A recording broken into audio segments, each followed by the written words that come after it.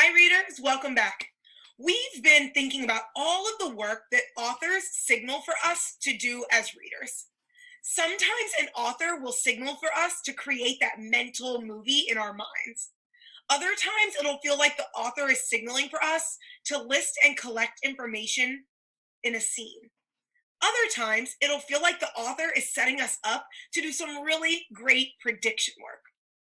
Readers, today I want to teach you that texts don't signal only for readers to envision or list or predict.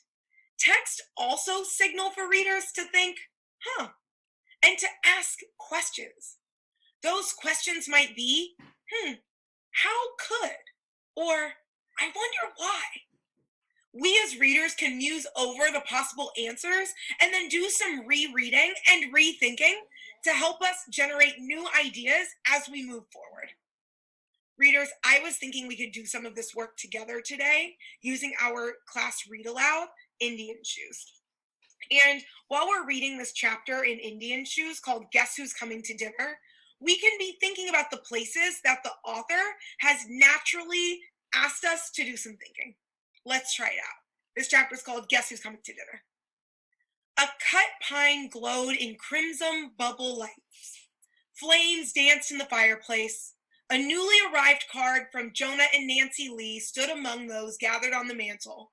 Frosty webs clung to window panes, and the wind groaned against the rooftop. This was the first Christmas day that Ray and Grandpa Half Moon hadn't celebrated with family in Oklahoma, but last week the pickup had quit for good. Just as well, Grandpa had said, what with the roads so slick. Readers, this is a moment where I feel myself naturally just saying, huh?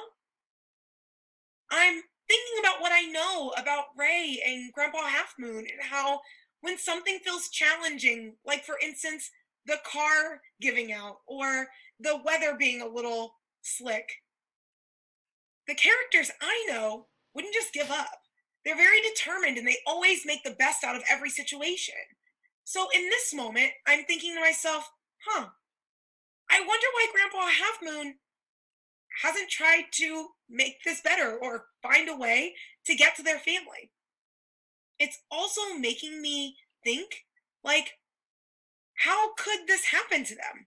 How could it be that Ray and Grandpa Half Moon haven't given it a try to go find their family and be with their family for the holidays? Readers, do you see how in this particular part of the text, the author has set me up to wonder? The author has set me up to ask questions like, how could or why wouldn't? Readers, this is something that we do as readers all the time. Our authors are asking us and signaling for us to be thinking about our text in ways that can build on what we already know about our characters. We can do some rereading, we can do some rethinking and carrying those ideas forward. Readers, you're going to get ready to go off to do some reading today. And I want you to set up a work plan for yourself. I want you to, of course, find your reading spot and set yourself up with your books to read. I want you to be doing your prediction work, your envisioning work, the work where it feels like you're listing across your fingers. But today, I want you to add in some thinking work, noticing the moments when an author might be signaling for you to take a step back and say, I wonder why, or how could it be? Those could be some moments you might choose to jot down as you're reading. Moments you want to carry with you as you do some rereading and rethinking, and bring those ideas with you forward as you continue to read. Readers, off you go. Happy reading.